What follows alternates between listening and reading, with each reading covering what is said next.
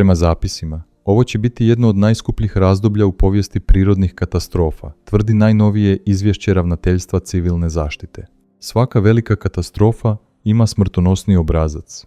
Većina ljudi ne pogiba od same oluje, poplave ili nestanka struje.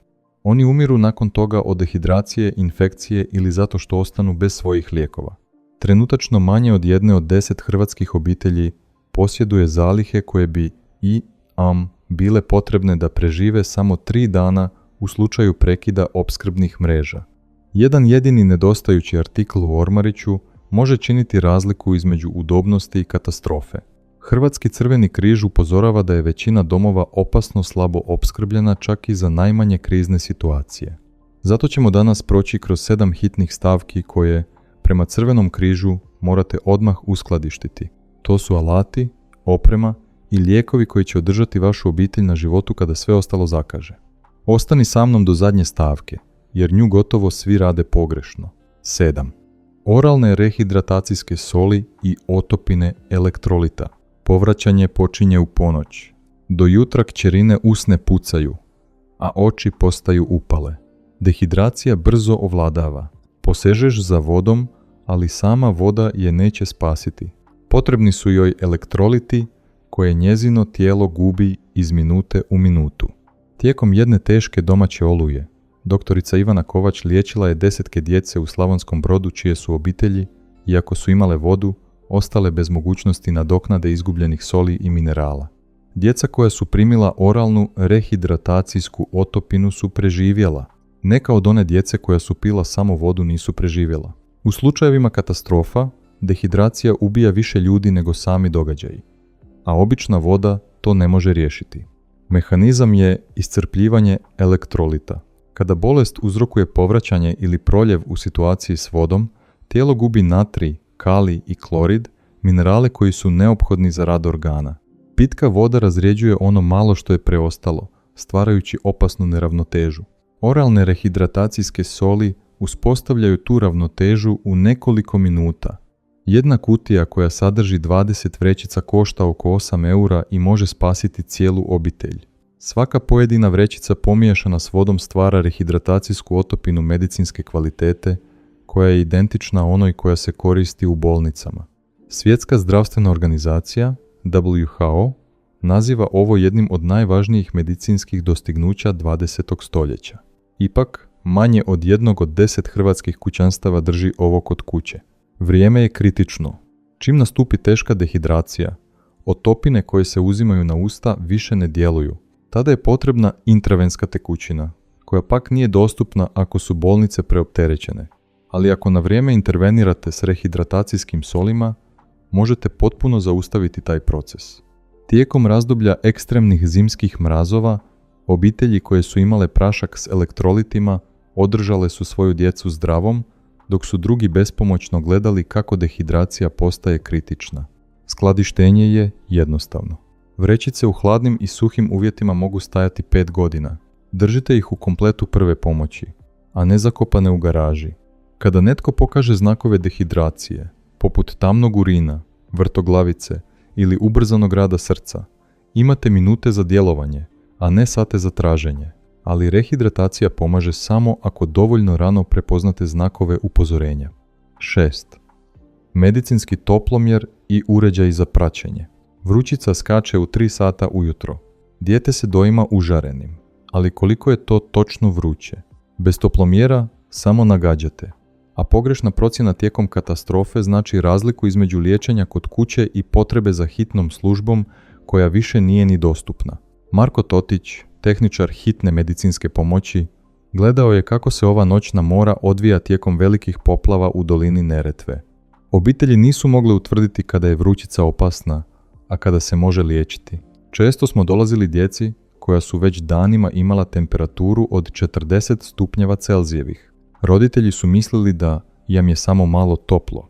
Do tada je oštećenje mozga već počelo. Toplomjer od 13 eura sve bi promijenio. Mehanizam je eskalacija nevidljive opasnosti. Vrućica je strašna, ali samo točna mjerenja otkrivaju pravu opasnost. 38 stupnjeva je podnošljivo i može se liječiti kod kuće uz tekućinu i odmor. 40 stupnjeva je hitno medicinsko stanje koje zahtijeva trenutnu intervenciju. Bez mjernih uređaja svaka vrućica postaje kriza ili se pak ignorira dok ne postane prekasno. Medicinsko praćenje proteže se i izvan same temperature. Tlakomjeri otkrivaju visoki krvni tlak prije nastanka moždanog udara. Pulsni oksimetri mjere razinu kisika, što je kritično kod respiratornih infekcija. Mjerači glukoze u krvi održavaju dijabetičare na životu kada je pristup inzulinu neizvjestan. Razlika u kvaliteti očajnički mnogo znači. Jeftini toplomjeri mogu pogriješiti za 1 do 2 stupnja. Kada medicinske odluke ovise o razlici od 1 stupnja, to odstupanje može ubiti. Profesionalni digitalni toplomjeri koštaju oko 24 eura i osiguravaju preciznost koja spašava život. Trake koje se lijepe na čelo i ušni toplomjeri često zakazuju u stresnim situacijama. Držite se digitalnih modela koji mjere u ustima ili pod pazuhom.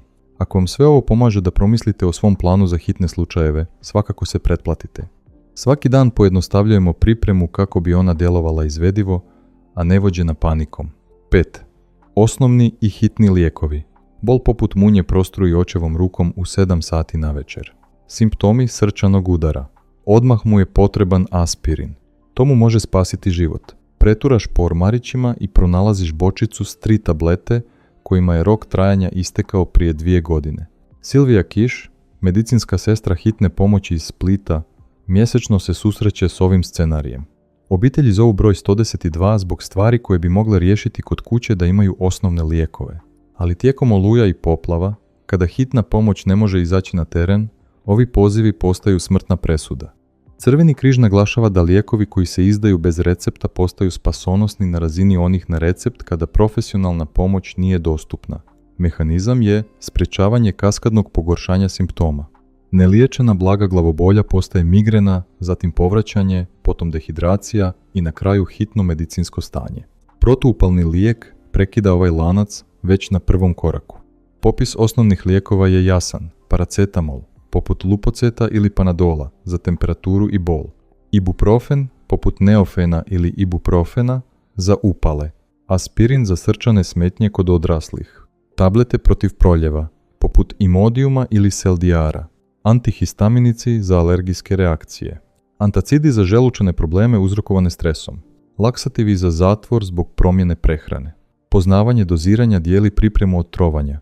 Aspirin namijenjen odraslima tijekom srčanog udara spašava život, ali ga nikada ne dajte djetetu s vrućicom jer može uzrokovati Reyeov sindrom. Predoziranje paracetamolom nepovratno uništava jetru. Ibuprofen uzet na prazan želudac može uzrokovati krvarenje čira. Količina je također bitna. Minimum 2 kutije za odrasle od svakog lijeka po osobi. Rotacija zaliha spriječava da upadnete u zamku isteklih lijekova. 4. Napredna obrada rana i antibiotske masti. Staklo duboko zasiječe dlan dok daskama zatvarate prozore prije oluje. Krv je posvuda. Rana koju bi trebalo šivati, ali bolnice su se zatvorile prije 2 sata.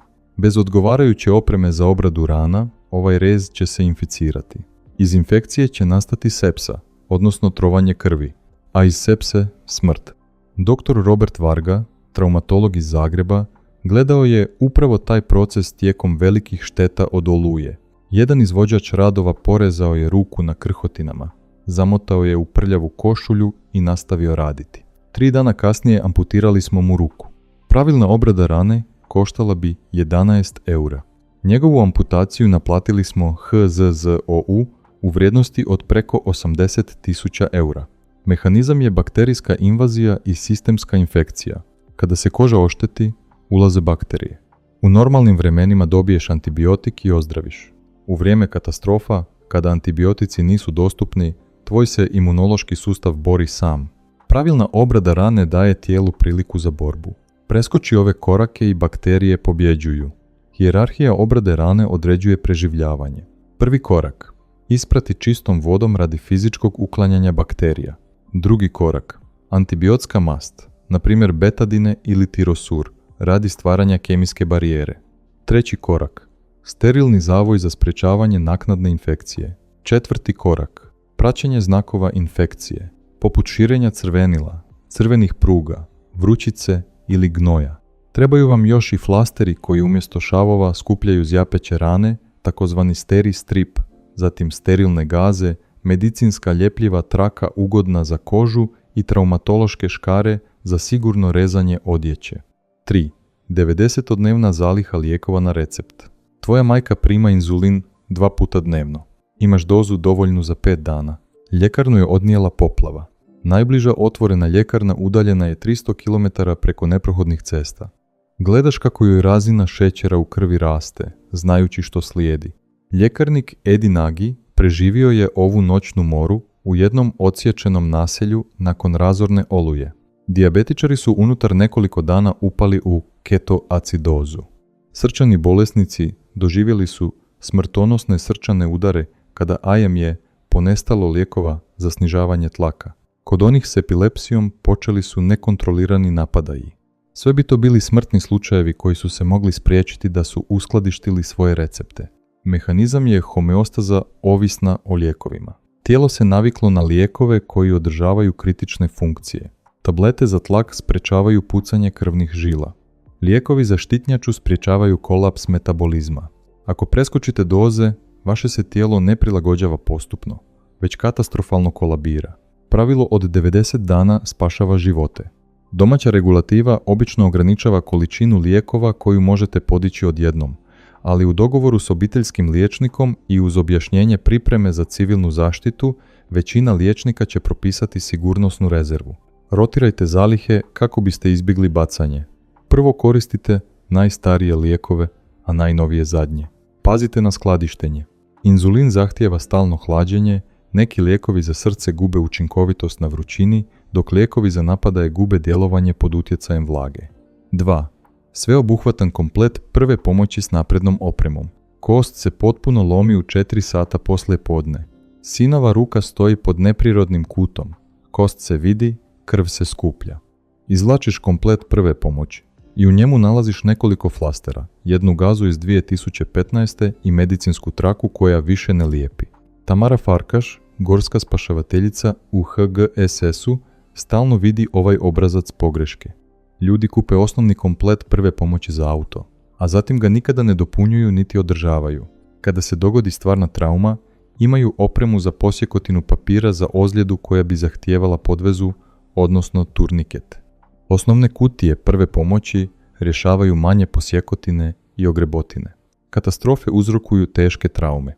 Duboke rezove, slomljene kosti, teške opekline. Neophodni napredni alati koji premošćuju nedostatak su podveze, turniketi za arterijsko krvarenje, izraelski kompresijski zavoj za rane koje ne žele prestati krvariti, okluzivni zavoji, chest seal za probušena pluća, materijali za imobilizaciju, poput sam udlaga za slomljene kosti, zavoji za opekline za teške toplinske ozljede. Tijekom jedne domaće masovne nesreće prisutni su podvezama spasili 10 ljudi. Oni koji ih nisu imali, gledali su kako AM ljudi iskrvare na rukama. Ali oprema bez znanja samo je skupi ukras. Završi tečaj za zaustavljanje krvarenja Stop the Bleed ili tečaj napredne prve pomoći. Odmah zamijeni sterilne instrumente s isteklim rokom ili oštećenom ambalažom. 1. Tablete za pročišćavanje vode i sigurnosne metode. Gradski vodovod prestaje raditi u 6 ujutro. Do podneva tvoja obitelj potroši polovicu tvojih zaliha flaširane vode. Navečer buljiš u prazne boce, znajući da bez čiste vode imaš možda 48 sati prije nego što ti organi počnu otkazivati. Doktorica Petra Sabo, infektologinja, gledala je kako obitelji umiru od pijenja zagađene vode tijekom jedne krize s pitkom vodom. Oni koji su imali tablete za pročišćavanje vode preživjeli su zdravi. Oni koji su riskirali s vodom iz slavine umrli su od kolere, dizenterije ili hepatitisa A. Bolesti koje se prenose vodom ubiju više ljudi tijekom katastrofa nego sam događaj koji ih je izazvao. Mehanizam je katastrofalna dehidracija i sistemska infekcija. Tvoje tijelo čini 60% vode. Ako tu vodu izgubiš u obliku povraćanja i proljeva zbog zagađenih izvora, stanice prestaju raditi. Odrasli umiru za 3 dana, djeca još brže. Tablete za pročišćavanje vode, poput onih na bazi klordioksida, prekidaju ovaj ciklus. Bočica koja sadrži 50 tableta manja je od špila karata, a ipak može pročistiti blizu 100 litara sumnjive vode, uništavajući 99,9% patogena unutar 30 minuta. Kišnica, riječna voda ili čak voda iz bazena postaje sigurna za piće. Potrebne su i rezervne metode. Tablete za pročišćavanje vode zbog prenosivosti i praktičnosti. Klor za masovno pročišćavanje kod kuće s nekoliko kapi po litri. Prijenosni filteri poput Lifestrava za osobnu upotrebu. Prokuhavanje kao zadnji spas ako imate goriva. Ali uzalud vam je svih 7 vitalnih artikala ako usput nagomilate i one 2 stvari koje vas mogu ubiti brže od same katastrofe. 2 kobne pogreške. Nepravilno skladišteni ili istekli lijekovi na recept. Obuzimate bol u prsima. Posežeš za očevim lijekom za srce koji si ostavio po strani kao rezervu. Na bočici piše da je rok istekao prije 3 godine, ali mu ga ipak daješ. 30 minuta kasnije on se i dalje drži za prsa. Razgrađeni lijek je bezvrijedan i on umire prije nego što stigne pomoć. Dr. Mikloš Nemet, kardiolog iz Osijeka, svaka 3 mjeseca susreće se s ovim smrtnim obrascem koji se mogao spriječiti. Obitelji naprave zalihe, a zatim zaborave na lijekove. Rokovi trajanja prođu, a uvjeti skladištenja naruše učinkovitost. Kada nastupi nevolja, u biti daju placebo misleći da pružaju spasonosno liječenje.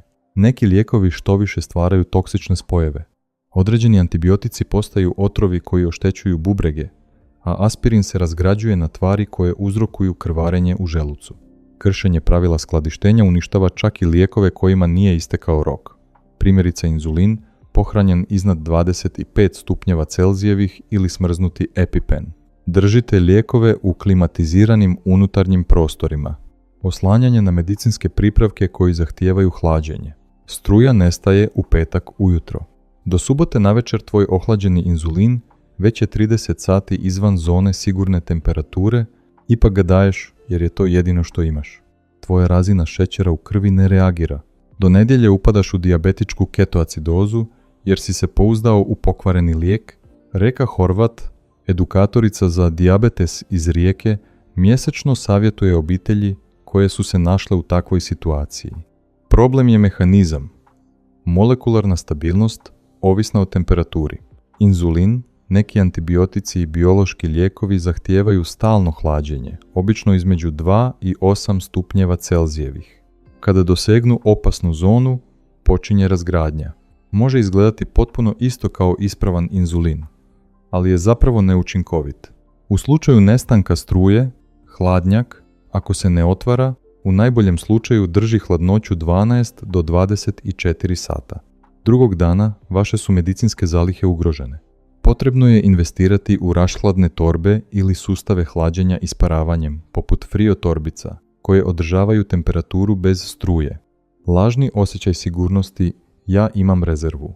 Često je pogubniji nego da ste iskreno svjesni svoje izloženosti.